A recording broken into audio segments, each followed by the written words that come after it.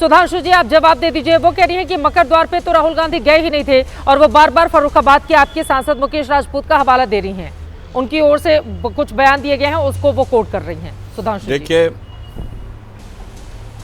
देखिए TV channels पे दिखा कि हमारे सांसद इस बात पे नाराजगी व्यक्त कर रहे हैं राहुल जी को लेकर, जिसमें कि वो नाराजगी व्यक्त कर रहे हैं कि साहब आप इसे बूढ़े व्यक्ति को इस ढंग से धक्का दे देंगे।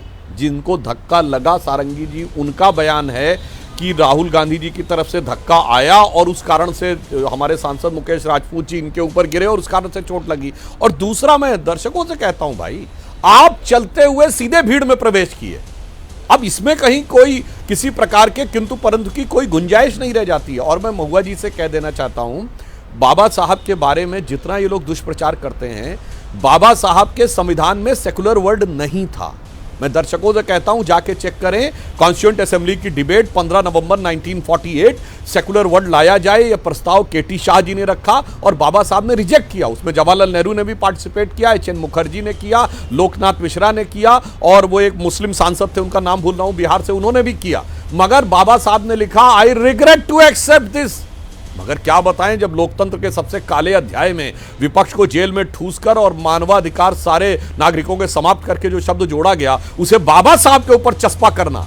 बाबा साहब ने कहा था, संविधान की उद्देशिका, प्रेम्बल ऑफ द कॉन्स्टिट्यूशन संविधान की आत्मा है और आत्मा बदल दी गई 42वें संविधान संशोधन में। जिन लोगों ने बाबा साहब की आत्मा और संविधान की आत्मा दोनों का हनन किया, वो आकर अगर ये बात कहते हैं, उस सच का सामना नहीं कर पाते। तो मैं एक लाइन कहना चाहूंगा चित्रा जी, तो इनके लिए, विपक्ष के लिए, सच जरा सा घटे या बढ़े तो सच सच न रहे। आप इनकार करते हैं यूनिटी और इंटीग्रिटी की बात को, आप अस्वीकार करते हैं। पहले ये बताइए, यूनिटी किसे कहते हैं? अनेकता में एकता है हमारे देश में, इससे कोई इनकार कर सकता है? हमारे देश के निर्माण में यही बिल्कुल आपने बहुत अच्छा सवाल किया। बात हो रही है, अनेकता में एकता की बात हो रही है। महुआ माजी जी, अभी तो अराजकता की स्थिति है। सत्ता पक्ष विपक्ष के बीच संसद में जिस तरह का बवाल हुआ, अराजकता की स्थिति इसको कही जाएगी। नौबत ये आ जाएगी कि सांसद एक दूसरे को धक्का मुक्की करते हुए गिराते अंदर के भीतर दाखिल हो सके। ये स्थिति है, इस पर चर्चा हो रही है आज की। चित्रा जी शांतिपूर्ण तरीके से, ठीक है सुधांशु जी, अपनी बात जल्दी से पूरी कीजिए। हाँ, बोले बोले जा रही थी बोले बोले बोले। Chitra ji 1 second, I have been listening to everybody, please बोले सुधांशु जी, बोले बोले। चित्रा जी, कम साहब, मैं आ रही हूँ कि ये कृष्ण प्रसाद जी, मैं आ रही हूँ। गठबंधन का ये हैबिट मेरे को बोलना है, बोलिए। या देखिए, ऐसा है, इंडिया गठबंधन का ये हैबिट हो गया है कि हर समय हर नैरेटिव को मिस इंटरप्रेट करते हुए, सबको कंफ्यूज करते हुए असली मुद्दे को साइडलाइन करना इनका आदत है। अब देखिए, ओरिजिनल मसला क्या है, ओरिजिनल नैरेटिव क्या है? नेहरू अंबेडकर नैरेटिव है। नेहरू अंबेडकर नैरेटिव जब भी सामने आता है, ये डर जाते हैं। ये डर के एकदम इसको पूरा जो है मिस इंटरप्रेट करके कोई नया मुद्दा ले आके उसको जो है पूरे पीछे पे बेच के ये नया एक मुद्दा बना के सबको मिसलीड करते हैं।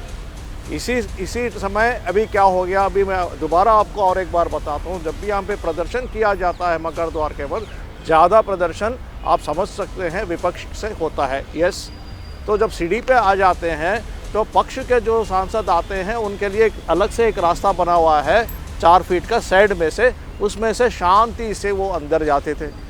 ठीक है, फिर भी क्या हुआ? सवाल यहाँ पर बहुत सारे हैं, लेकिन जवाब निकालना अभी मुश्किल हो रहा है। सत्ता पक्ष और विपक्ष दोनों ही तरफ से आरोप लगाए जा रहे हैं, लेकिन इन सब के बीच का रास्ता क्या निकलेगा ताकि संसद चल सके?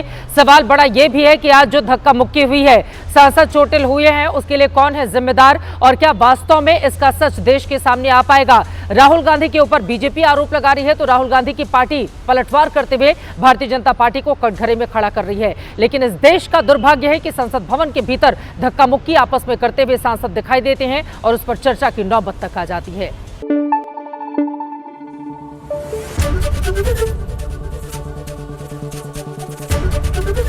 एबीपी न्यूज आपको रखे आगे।